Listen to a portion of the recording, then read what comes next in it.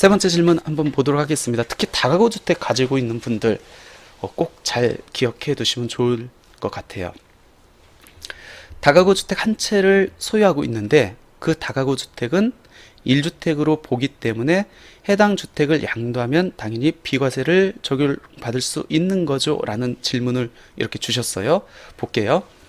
우리가 건축법상에서 다가구 주택과 다세대 주택이 있습니다. 다가구 주택은 단독주택에 해당하거든요. 이에 반해서 다세대 주택은 공동주택에 해당합니다. 그러니까 단독주택은 다가구는 단독주택이기 때문에 하나의 주택을 갖고 있는 걸로 봅니다. 근데 다세대 주택은 공동주택이기 때문에 각 세대, 여러 세대를 갖고 있으니까 다주택자로 이렇게 보는 겁니다. 그럼 어떻게 구분이 됩니까? 다가구 주택은 주택으로 사용하는 층수가 3계층 이하이고 그 다음에 세대가 몇 세대죠? 19세대, 19가구를 충족해야 됩니다. 그리고 다가구인지 다세대인지 어떻게 금방 확인할 수 있죠? 등기부등본을 발급해 보시면 돼요. 등기가 전체 건물 하나로 돼 있다. 그러면 다가구 주택, 단독주택으로 보는 거고, 등기가 호실별로, 즉 101호, 102호, 103호 이렇게 호실별로 되어 있다. 그러면 다세대 주택, 즉 다주택을 소유한 결과가 됩니다. 근데 실무에서 어떤 게 가장 큰 쟁점이 되고 있느냐? 다가구 주택 갖고 있는 분들은 당연히 하나의 주택을 갖고 있기 때문에 다른 주택이 없는 상태에서 이 다가구 주택을 양도하면은 내가 비과세 요건, 즉 2년 보유, 2017년 8월 3일 이후에 취득일 현재 조정 대상 지역에서 취득한 다가구 주택은 2년 거주를 하면은 비과세라는 굉장히 큰 혜택을 받을 수 있습니다. 그래서 내가 비과세로 신고를 했어요. 근데 한참 뒤에 있다가 세무서에서 갑자기 안내문이 나옵니다. 이거 비과세가 아니고 중과 대상 또는 과세 대상이기 때문에 수정 신고하세요. 왜 그렇죠? 국세는 항상 실질을 갖고 판단을 합니다. 아까 분명 제가 단독주택이 되려면은 다가구 주택 요건을 충족해야 된다고 했습니다. 그 요건은 주택으로 사용하는 층수가 3계층 이하이고 가구 수가 19가구 이하여야 되는데 과세 관청에서 딱 봤더니 옥탑방이 있어요. 그럼 주택으로 사용하는 층수가 몇 계층이죠? 하나, 둘, 셋, 넷. 4계층이라는 거예요. 그럼 어떻게 되죠? 다가구가 아닌 다세대로 본다는 겁니다. 그렇게 되면은 각 호실을 각 하나의 주택으로 보기 때문에 다주택자가 되는 거죠. 또 어떤 케이스죠? 분명 19가구 이하가 형성이 돼야 되는데 방쪼개기를 해가지고 20가구 이상이 됐습니다. 그러면은 서류상으로는 다가구 주택이지만 실질로 봤을 때는 다세대 주택이 되는 거죠. 그럼 나는 20채를 갖고 있는 다주택자에 해당합니다. 그러면 이 다가구 주택을 내가 비과세로 신고를 했는데 국세청에서 봤었을 때는 이거 다세대 주택이야 라고 해가지고 추징하려면은 그 추징세금이 엄청나게 많이 발생합니다. 특히 국세청에서 이제 감사를 많이 하고 있는데 감사에서 항상 보는 주택이 요 쟁점 주택이 이제 다가구 주택입니다. 다가구 주택이 실질로 봤었을 때 다세대 주택으로 갈 수 있지 않을지.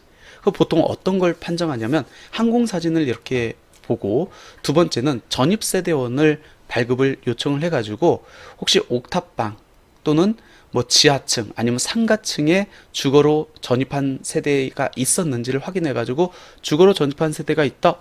이거는 4계층 이상이야 라고 해가지고 이제 추징한다는 겁니다. 세금이 추징 당할 때 굉장히 크게 당합니다. 한번 사례를 볼게요. 8억 원에 취득을 했습니다. 다가구 주택을. 그리고 20억 원에 양도를 했습니다. 10년 동안 보유를 했어요. 그러면은 볼게요. 단독주택으로 봐가지고 납세자는 당연히 비과세 신고를 하겠죠. 근데 비과세는 양도가액 12억 원 이하의 양도차익에 대해서만 비과세가 적용되기 때문에 양도가액이 20억 원이기 때문에 과세되는 양도차익이 있겠네요. 어떻게 산정한다겠죠? 먼저 전체 양도차액 12억 원을 갖고 12억 원 곱하기 양도가액 20억 분의 양도가액 20억 원 마이너스 기준금액 12억 원 이렇게 이제 산정을 하니까 비과세되는 양도차익은 7억 2천이고 과세되는 양도차익은 4억 8천입니다. 그러니까 4억 8천에 대한 양도차익에 대해서만 세금을 냈겠죠. 근데 10년 보유 거주를 했기 때문에 장기보유 특별공제도 80%가 적용됩니다. 실질적으로 1,700만 원을 납부를 했습니다. 그러니까 8억에 사서 20억 원에 양도를 해가지고 1,700만 원만 양도세를 냈으니까 굉장히 적게 낸 거죠. 근데 한 1년쯤 있다가 과세관청에서 안내문이 나옵니다. 이거 다세대 주택이야 해가지고 추징을 합니다. 추징세 한번 계산해 볼까요? 양도가액이 20억 원입니다. 취득가액이 8억 원이기 때문에 양도차익 12억이 나오죠.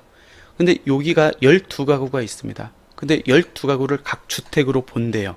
근데 마지막 한 채는 비과세를 적용받을 수 있겠죠. 그럼 11채, 11가구가 이제 과세가 되는 겁니다. 그러니까 면적이 똑같다고 했을 때는 그러면 양도차익 12억 원에서 한 채에 해당하는 1억만 비과세가 되고 나머지가 과세가 되는 결과가 발생하겠죠. 이렇게 다주택자가 되면은 장기보유 특별공제도 아까 4%짜리를 못 받고 2%짜리만 적용받겠죠. 그럼 장특공제도 굉장히 손실을 보는 겁니다. 그렇게 해서 세금을 계산해 보니까 3억 3,300입니다. 문제는 뭐죠? 이 본세만 추징되는 게 아니고 가산세까지 추징당하죠. 신고를 잘못했잖아요. 과소신고 10%, 그 다음에 납부도 적게 했죠. 납부 불성실 가산세까지 하면은 거의 4억 원 정도가 추징당합니다. 그러니까 내가 1,800만 원만 냈는데 추후적으로 4억 원짜리 고지가 나온다고 생각을 해보세요. 한 1년이나 2년 후면 그 돈이 양도가액 처분한 돈이 남아있질 않거든요. 대체주택을 취득하든지 어디에 이제 사용했겠죠. 그러면 4억 원의 고지서가 나왔을 때 이거를 납부할 돈이 없다는 겁니다. 특히 다가구 주택을 갖고 있는 분들은 반드시 양도하기 전에 내가 사용하는 주택 층수가 3계층이 맞는지, 그리고 가구가 19가구가 맞는지 확인하시고, 혹시 주택이 옥탑이 있다, 그리고 상가 부분을 주택으로 쓴다 라고 하면 당연히 이거를 용도를 변경한 이후에 파셔야 된다는 거 기억해 두시면 좋을 것 같습니다. 그리고 한 가지 팁을 드리자면은 옥탑이 있다고 해가지고 무조건 주택 층수에 들어가는 건 아닙니다. 왜 그러냐면 우리 건축법상 옥탑이 주택 층수에 들어가려면은 이 옥탑 면적이 건축 면적의 8분의 1을 초과해야 됩니다.